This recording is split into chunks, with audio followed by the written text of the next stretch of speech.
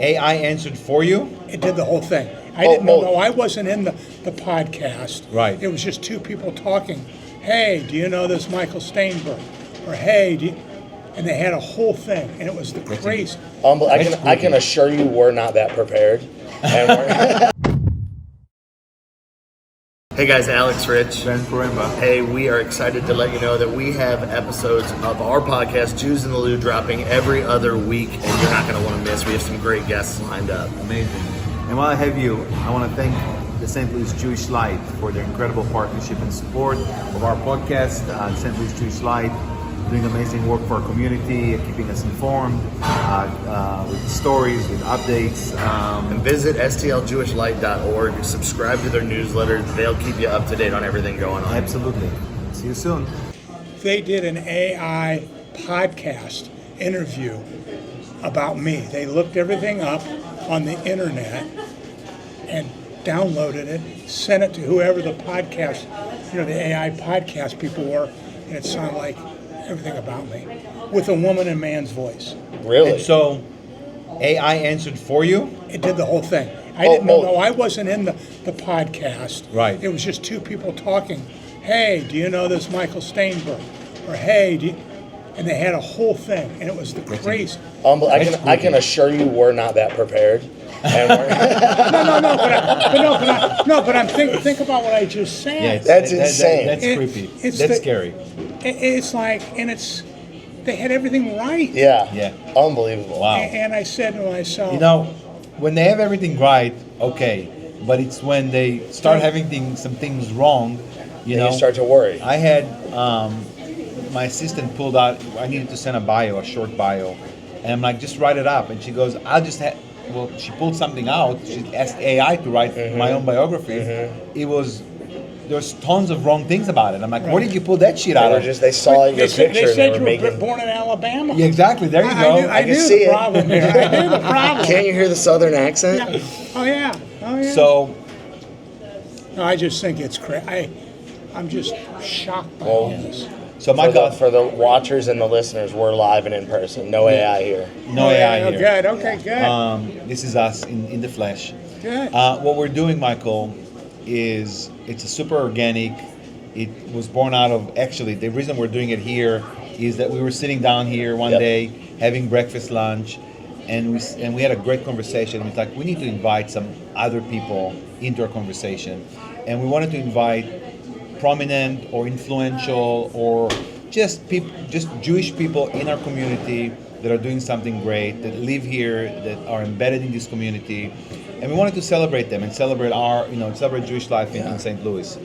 And of course, needless to say, never to be omitted, there's very few individuals in St. Louis who do as much as Michael does for the Jewish community. Yeah. Everybody in the audience, you can Google and find out the enormous amount of philanthropy and just the great things that you're doing for our community here. Yeah.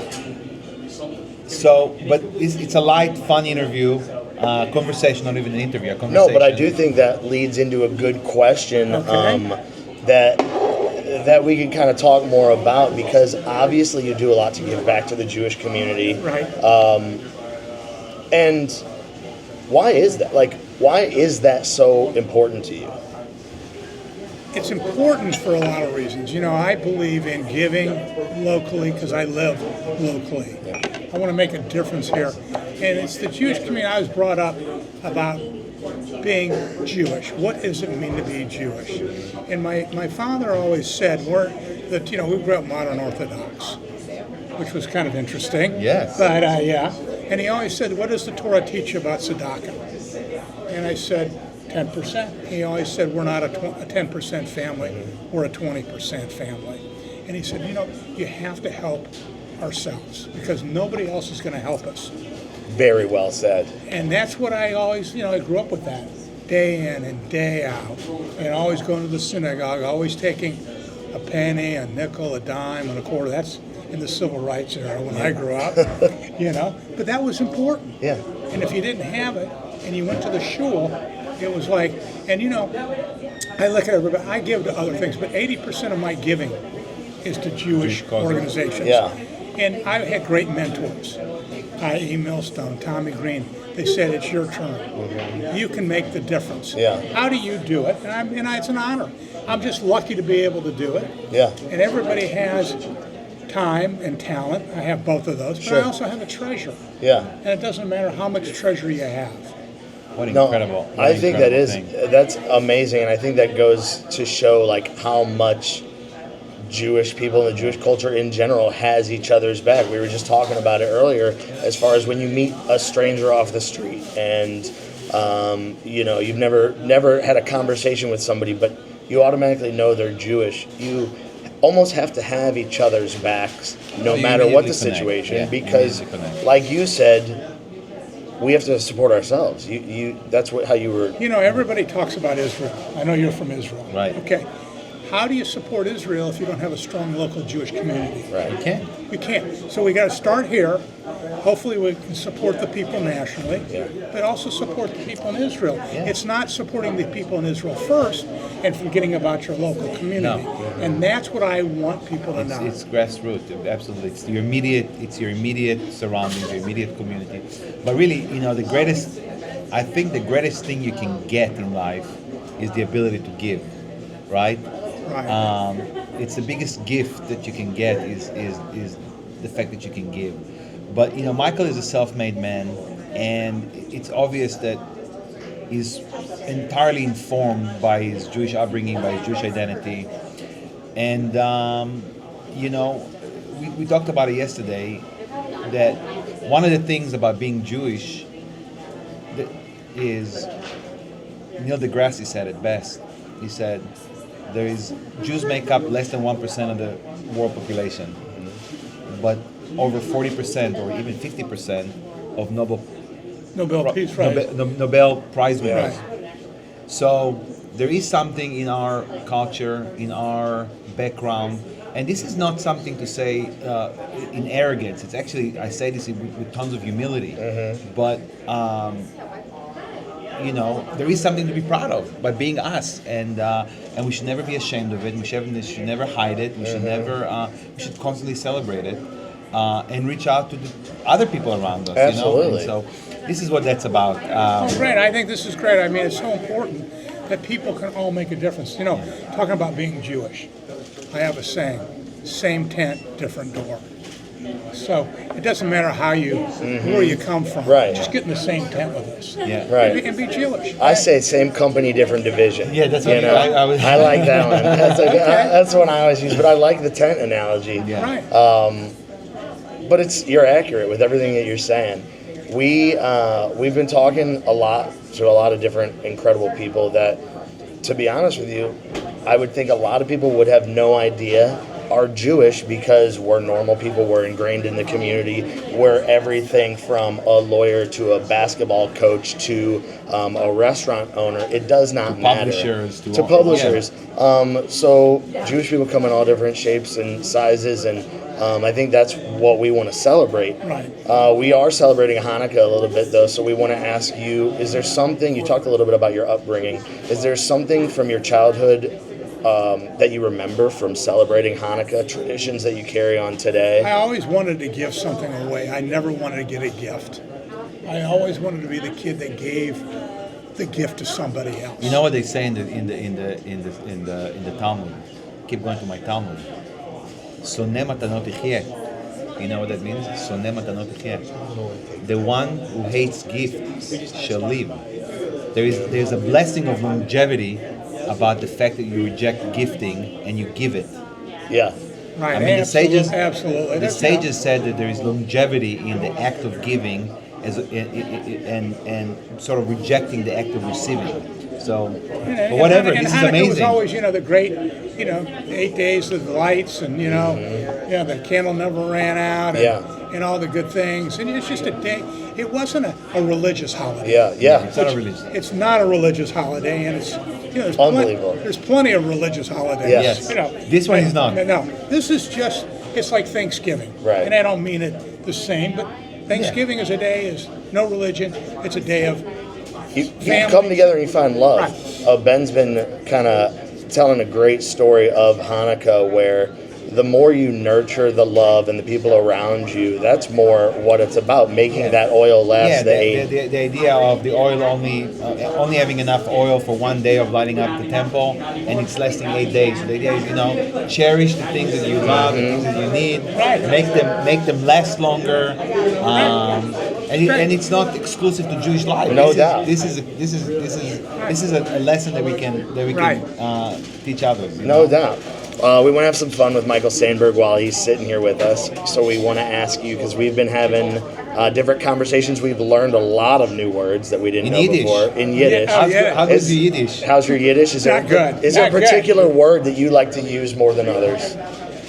No, not really. Do Do you have a favorite word or favorite curse in Yiddish? Yiddish has some great curses, by the That's way. what you said. I don't, you know what? I really don't. I don't. Now, my grandparents who came through Ellis Island spoke Yiddish. My dad spoke a little Yiddish, and I don't remember much. You know what my grandmother's favorite Yiddish curse is? When she really disliked someone. What's that?